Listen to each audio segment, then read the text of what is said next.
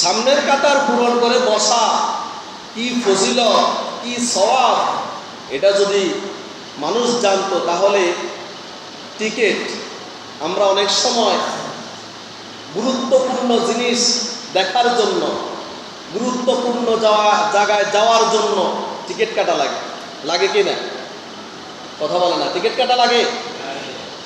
আল্লাহর নবী বলেন, যদি কোনো মানুষ জানতো যে সামনের কাতার পূরণ করে বসলে কতটুকু সওয়াব, তাহলে টিকিট কেটে মানুষ সামনের কাতার পূরণ করার জন্য, বসার জন্য প্রতিযোগিতায় লেগে যেত। সুবহানাল্লাহ,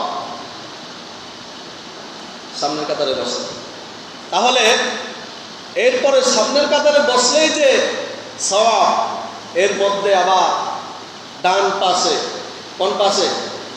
ডান পাশে, বাম পাশ থেকে ডান পাশের ফজিলত বেশি। সুবহানাল্লাহ, বাম পাশ থেকে ডান পাশের ফজিলত বেশি।